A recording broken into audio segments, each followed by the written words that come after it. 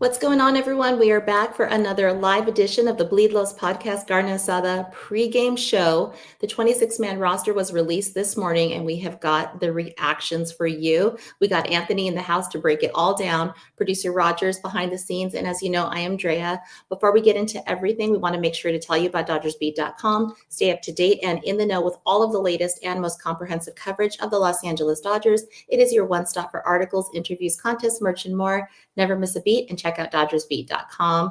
First off, Anthony, I love the Bleed Los Bro Chat edition last night. Amazing work getting us all ready for the NLDS. Today, the roster comes out. Some moves expected. Some moves may have raised eyebrows. Start us off. How you doing, and what was your reaction to the roster this morning? Uh, Pretty much the same. The only two moves they added were adding Anthony Banda and Kirsch into the roster, and we knew ahead of time that both those guys were going to be on the roster. It just came down to who was going to be left off, and they went with it's who was it? Oh, I'm having a brain fart here. E? Robleski, there you go. Robleski was one of them. And then the other one, it was Edgardo Enriquez, and Dave Roberts kind of said that.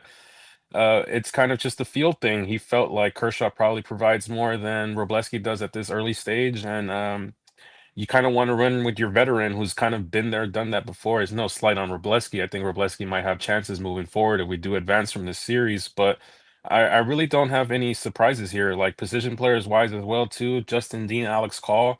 It makes a lot of sense to me just because they were on the roster previously, and you kind of want those defensive replacements late in game. Alex Call is actually starting today's game because Yeah. he hits lefties very well. So I mean. Overall, I have no objections to anything that was done today going forward. Yeah, so fan favorite Michael Conforto still off this roster. The right move?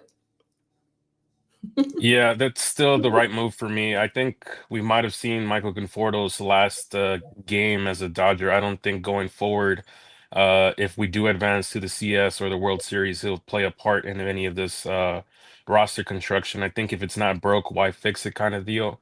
If you do fix anything, maybe it's pitching like they did. They added two pitchers and replaced two pitchers. I think that's the mindset they're going to have going forward. Position players wise, the only way I see a replacement is if injury happens, and then you kind of have to force into using your other guys that you have on the team with you. Other than that, yeah, I don't see Michael Conforto playing a part in this postseason run going forward.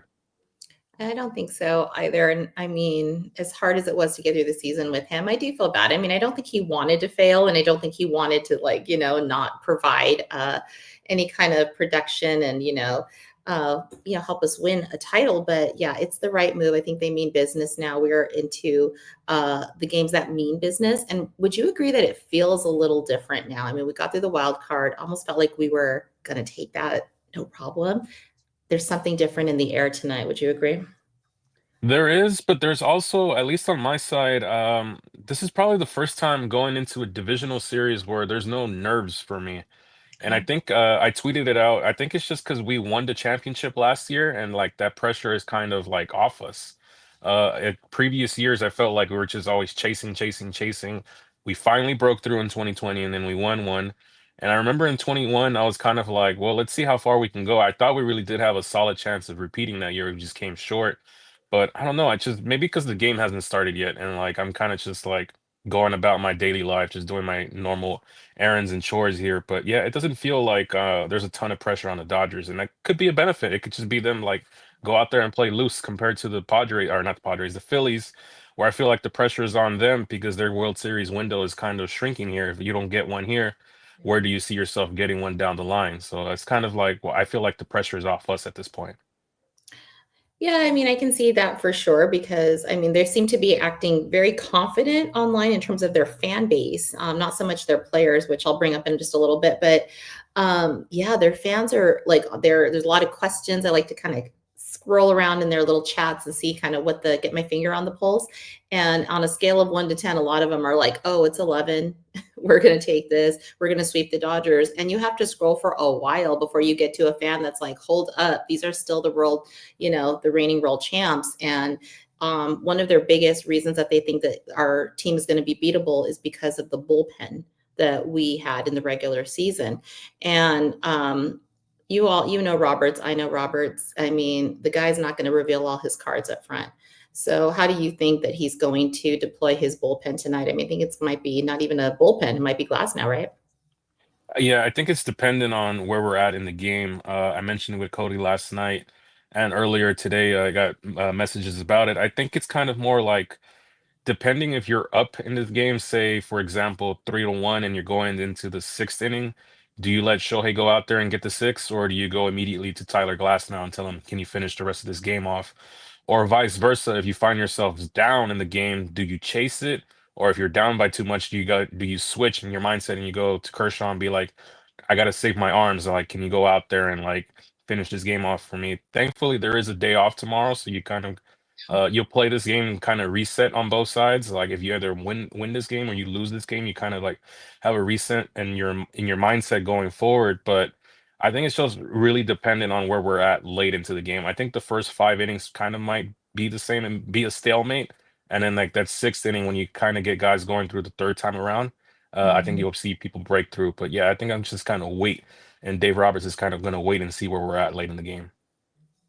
As far as like them being conservative with Shohei, obviously it's different in the regular season. They want to make sure that they were, handling him with kid gloves so that way he would be ready for postseason. Now we're in a different animal. This is his first postseason pitching, breakout with the ends with the Dodgers. It never happened with the Angels. Do you think that they're going to still kind of like be conservative with him or just say, hey, you know what? Let him go, let him rip because this guy can win this for us? I think they are gonna be conservative to an extent. I mentioned it last show. If he does run into trouble early, maybe in the fourth and fifth inning, and his pitch count does start to arise, I think they'll be conservative and take the long view there and kind of just pull him in the game. Yeah, it might suck, but I'm looking forward to more down the line if we're in a tight ball game and it's in the fourth inning and his pitch count is at 80 pitches. Like, why are we gonna risk it there? And I think you're better off going to Glass now there in that situation. But I also think like if he's cruising through 5 innings and say his pitch count is like at 60, 70, I think they're just gonna go as far as he can. It's basically up to Otani at that point.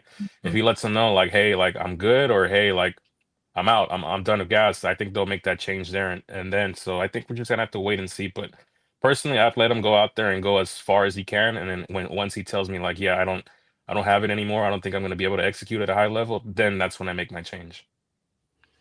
I think Otani lives for pitching. I mean, we all know that he is an incredible hitter. There's no doubt that he's, one of the best in the game, and his numbers show that.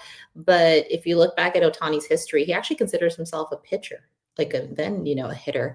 And he's done interviews throughout his career that have said that this is what he lives for. He loves to pitch, and you saw it in the WBC when he had, the final out. I mean, he has a lot of passion for what he does. He's about to be in one of the most ruckus.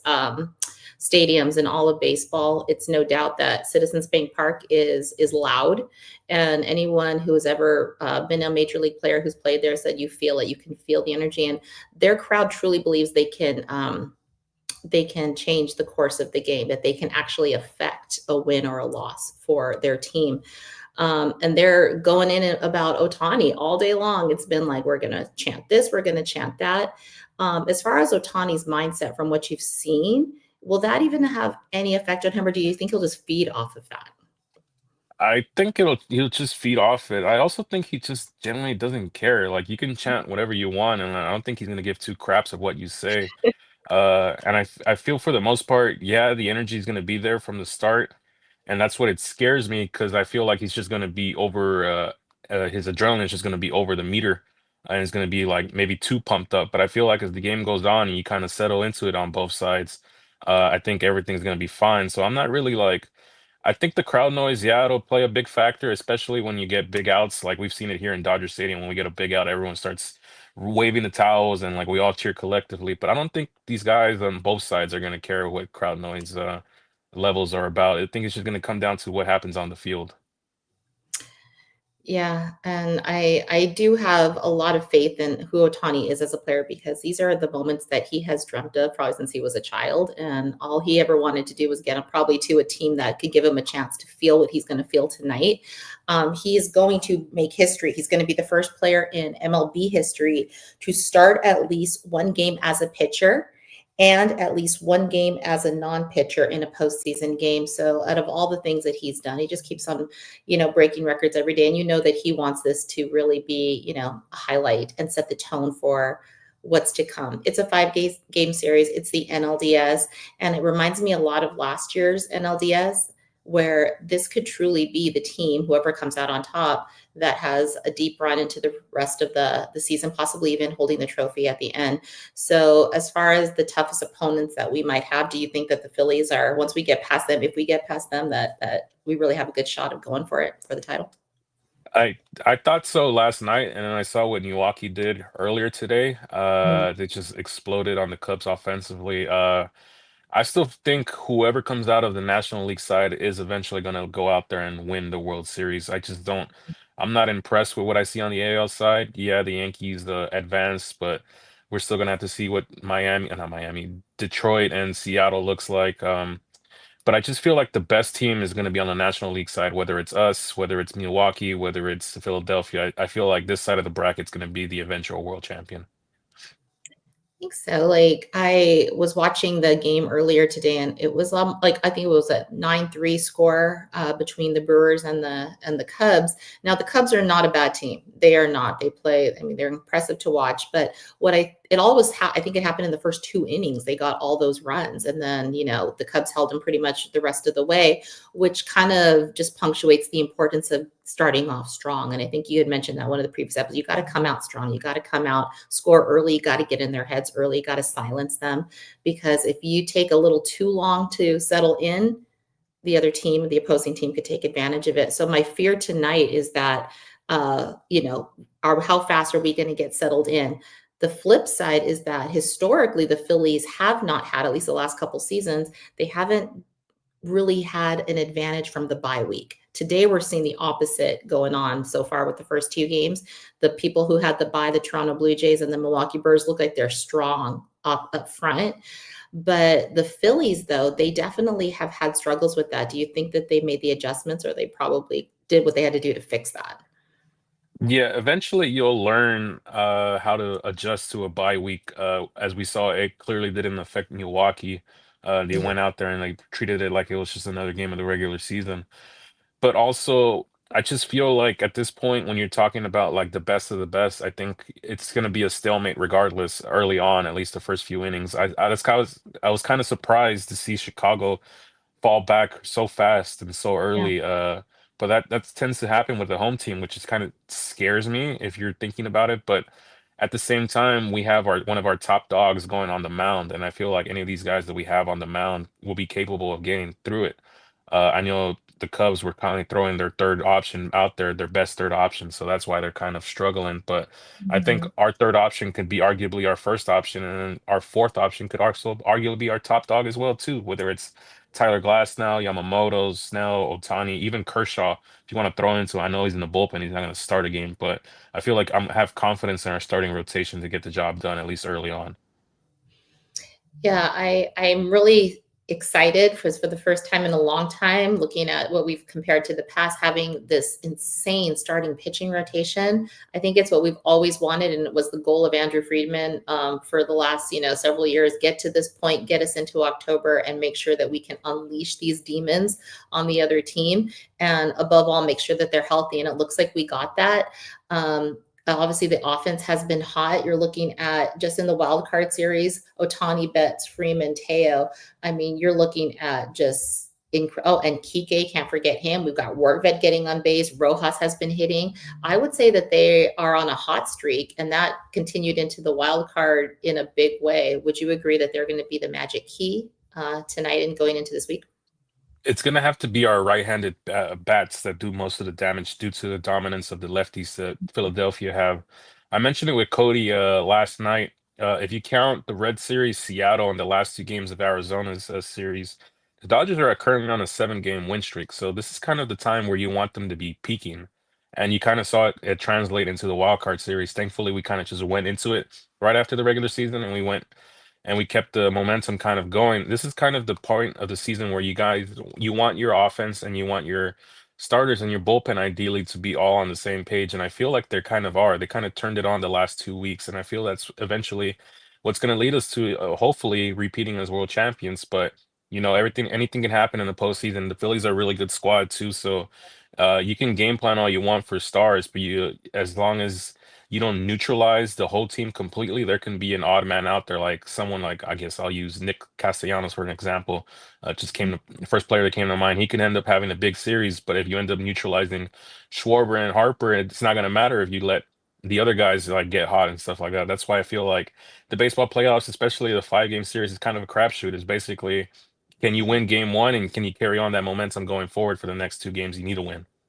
Yeah, I think I personally think that this is going to go 4-5. There won't be a sweep on either side. I don't see that happening. It's just they're too good. I respect the Phillies too much, but I look at their window. Like we were talking about earlier, with their players are getting older. Their roster might change fairly soon. So I really feel like they're going to go fast, hard, and mean because they want to bring that to their fan base. They have all the talent to do it, and I think we have to neutralize those weapons because I really feel like they're locked in. What I did like this week is they did a media day yesterday, as we were waiting for this series to start. 48 hours feels like a little too much without baseball. But JT Realmuto has always been one of my favorite players. Obviously, I love Will Smith. He's my catcher and will always be my catcher. But if I had to look at another catcher I really have a lot of respect for, it's JT Realmuto. And I really like what he said yesterday. He called the Dodgers the epitome of what MLB should be. And this echoes a little bit about what Bryce Harper said back in April, when people were criticizing the Dodgers being bad for baseball. They're destroying this or the villain, whatever. He said only losers complain about what the Dodgers are doing over there. It seems like every time I hear a Phillies player talk about our franchise, it's with a lot of healthy respect. And I think that's vice versa as well. So is it refreshing to see that these players are really looking at us, not like the way opposite of what the Padres did. I feel like they're very bully and very thug, and there's just no respect. So with this playoff team, do you think that that's going to work in our advantage or to our disadvantage? Because they really do like each other. I really do think that. Yeah, I think it's just more like the losers end up being like fan bases or individual teams that cry poor and like, oh, we can't afford these players. But also like at least with the Dodgers as well, they also develop a lot of their guys. Like you'll see guys like around in and around the league who used to be Dodgers, and we just didn't sign them. We let them go on to different teams. The Yeah. same way with the Phillies. I feel like the Phillies, they went there for like a 10-year stretch where they just didn't make the playoffs. They were rebuilding, rebuilding, rebuilding, and then they finally landed their big fish in Bryce Harper, and he ended up changing the culture for them. So essentially, that's what realistically all these teams have the capabilities of competing. It's the ownership that doesn't put the effort in for a lot of them. I've been watching nothing but, at least for the past 2 days, nothing but old school playoff clips, and you'll see teams like the Pirates in the playoffs. The Rays always been in the playoffs, like small, quote unquote, small market teams. It's just the ownership doesn't want to put in the effort, and then the guys in the front office are just making terrible decisions for them. And like why is that my fault as a Dodger fan that I have a good ownership group and a good guy, Andrew Freeman, and all those guys in there in the front office kind of running the operations for me. Like, why am I at fault at it? People forget that before those guys even came in, we had Frank McCourt running the stuff for us. Yes. Essentially, do people forget that we were bankrupt at one point? Like, that's all I remember from my childhood. Essentially, it's like the bankrupt Dodgers, and like now, uh, someone comes and saves us, restores us into what we're supposed to be, a dominant. Hmm.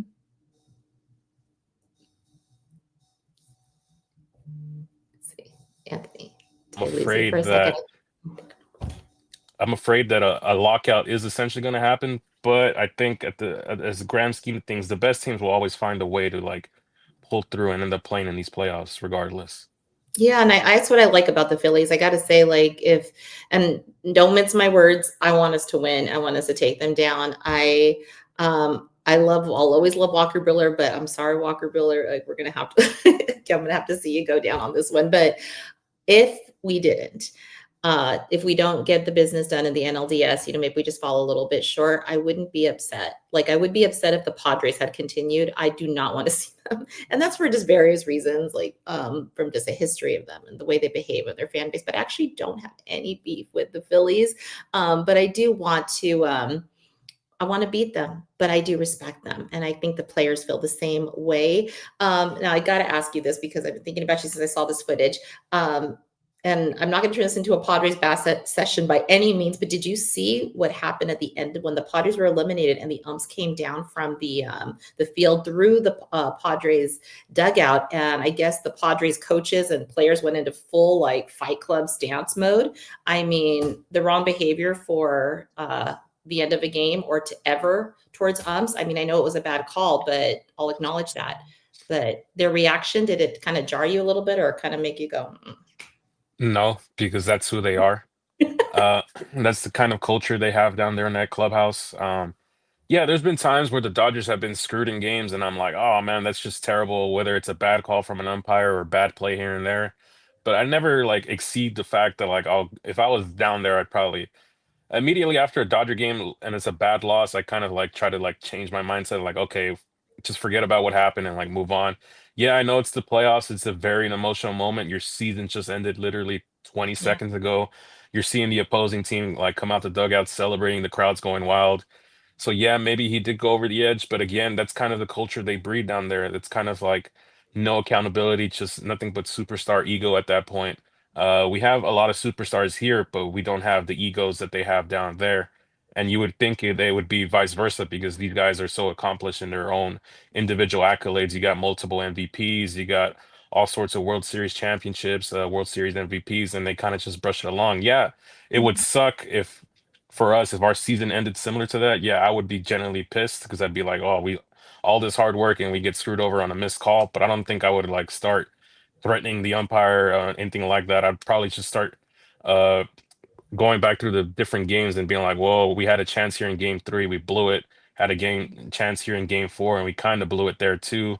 I'd start reassessing the whole series as a whole. That it didn't come down to that one pitch. That one solo pitch is not the main reason why they ended up losing that series. There's various other factors why they lost their series. Their top three dogs did absolutely nothing offensively. And as you can see, most Padre fans agree that, yeah, those three guys came through absolutely nothing at all. So I think there's a off season for them to kind of reassess where they want to go because there's a lot of egos there and there's a lot of bad contracts there. And I don't know if they're heading for at least for me, I could care less. They can keep going down the drain if for all I care. But I think for most Padre fans, they kind of want to keep competing, and I don't think they have the roster to do that. I don't think so either. And I think when they, like what you just said about reassessing, I think that's like a normal reaction from a reporter to asking, how do you assess the season? And Manny Machado, who is, I mean, he may be one of the highest paid baseball players, but he is not a leader. And I think that's really just kind of like, it's rotting from like, the top down. And that's why they don't have the culture. I mean, you would never see Otani reacting in the way that they react to anything, nor Betts, nor Friedman, or any of the guys, because it's just like a classy organization that we have. But yeah, Machado has a 209 postseason career batting average. So when you say it's much more than just an missed call, it's bigger than that. And you're right, the roster is not going to look the same. They have a ton of guys up for free agency, and maybe they're just reacting to seeing that they're not going to take a title maybe in this Dodgers window or the window of Manny Machado and Fernando Tatis Jr. So how lucky do you feel that we're on this side of it and that is not the team we are rooting for? Yeah, I feel very lucky. I do have some Padre fans in my life, a couple of my close buddies, and I told them specifically when they signed Machado, I'm like, there's a reason why the Dodgers didn't offer him that money. Right. But they were so blinded by they finally got their top star and down in San Diego, and I was like, they were trying to like show it off, like, oh, you're just mad he didn't resign with the Dodgers, and I'm like, no, I'm perfectly fine. Corey Seager's coming back. At the time, Corey Seager was coming back healthy to finish off that year, and like I feel like we've been vindicated on the decision to not re-sign him and kind of just let him walk. I was like, yeah, he was just a rental, but even in those like 3 months that he was a Dodger, he rubbed a lot of the fan base the wrong way, just the way he played, the way he hustled and all that. And I'm like, dude, I could care less that he's not a Dodger. Like if you want him in San Diego, go buy it. But like I'm not gonna lose sleep that he's playing down there. Yeah, there's a reason he gets the booze that he gets when he comes into our stadium. So And you can really feel when someone's meant to be a Dodger and when someone just does not fit our culture. Which brings me to the next couple of players. I want to talk a little bit about our catchers as we kind of round out the show a little bit. Will Smith did a press conference earlier today, and he says he's nearing 100%. He's not going to be starting tonight, but he is going to be available off the bench if they need him. And they're just kind of trying to, I guess Roberts is trying to find ways to work him into possibly coming back at some point in the NLDS. But as far as Rortvedt goes, this guy has been, I know, heaven sent for the last month or so. What would we have done without him? Because he just seemed to come in and just fit the culture like a glove. And our starting pitching and our rotation, our boys just seem to take to him like a fish to water. And that kind of just brings me to this question. Did we actually win the trade deadline? Because at the time we were like, how do you even say his name? Who is this guy? Andrew Friedman must have seen a much bigger picture. And now the Padres are out. I know the big name was Mason Miller. But do we have the edge with the way that Andrew Friedman works and gets guys? Yeah, I joke because we were talking about the trade deadline via our group chat, and we're like, who's this Ben Rodvit guy? He's just like another utility catcher because we had given up Hunter Ferdusha, if I remember correctly, in that side of the trade. And we were like, oh, Yeah. he's just our friend Ben, because there was a bunch of players involved in that trade, and we're like, in the grand scheme of things, I didn't think we would think Ben Rodvit would be playing a big part into the postseason. I think we all thought he was just going to Yeah. be another organizational name that you just saw at the trade deadline, and he probably would never make it up to the big league roster. But I'm actually glad that he's here. I think you can make a strong case that he's probably earned the backup catcher job. I know we have Dalton Rushing on the roster, but I think he's kind of more there just in case something does end up happening or flaring up with Will Smith, where he has to be taken off that NLDS roster going forward. But Will Smith says he's healthy, he's fine, he's not going to catch today. But I'm still worried because we saw it's the way he got hurt was via a freak incident. And what if that happens again? Say he's catching game two, and God Mm. forbid in the second inning the same thing happens, and you're done basically. I know we're carrying three catchers, but now Will Smith's season may be in jeopardy of being over. So I think at this point he's kind of more of just an option off the bench. I'm very comfortable with Rodbit behind the dish for us. As you can see, most of the guys in the pitching staff as well are very comfortable with him. So I have nothing more to say about him other than I feel like he's a great option for us, and he does something that a lot of our previous catchers don't do well as well. He gets on base, which I like, and he's able to drop a sacrifice bunt, and that's all I really ask for him when he's up to bat. Like if there's runners on, drop that bunt. If there's no one on, just try to find a way to get on base, essentially. Just try to put yourself on there on the plate. So that's all I got to say about him. That's exactly what I was hoping to kind of get your take on, because I mean, he knows his role. And I remember in the past when we were looking to win, right before we won the 24 title, there were several player interviews, coaches interviews. As long as everyone does their part, everyone has a role. Don't go outside your part. So if you are meant to do the sack bunt, if your job is to do whatever it is in the 26-man lineup or whatever it might be, whenever you come up, do your part, do what you're there to do, and don't try to be a hero. Don't try to kind of go outside your role. We're going to win. And so all of these guys have their unique talents, but they all puzzle piece together to create what we're going to see at the end, and that would be a title.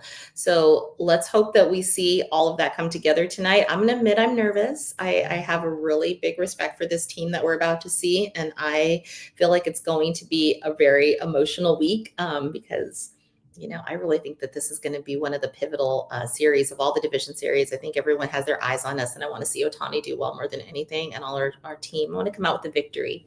So before we get into kind of closing out the show, let's call our shot tonight. Who's going to be the player of the game?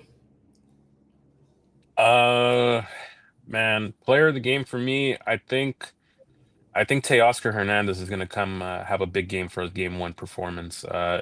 He hits Sanchez pretty well. I feel like he's going to keep that momentum from game one against the Reds going. So I think Teoscar Hernandez is going to be my player of the game. Yeah, he's gone up against Sanchez before, and he's been 5 for 12. He's had 2 home runs against him, so that could be a really good sign for the future.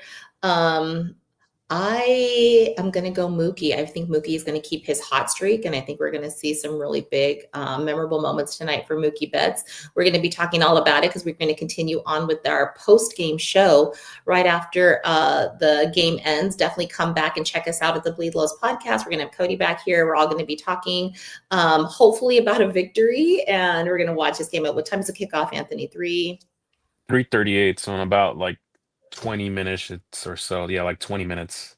20 minutes. So that gives you guys enough time to kind of go get yourself set. Make sure that you guys get ready to watch some NLDS. We are so excited to be in this. At first, we didn't know we were going to make it to this point, but we did. And we're going to watch some really great baseball this week. So definitely, yes, check out DodgersBeat.com. We've got pregame, postgame. We've got our show running throughout the entirety of the time we're going to be in the playoffs. And we will definitely see you back here right after the game. So until then, let's go Dodgers. Good Dodgers.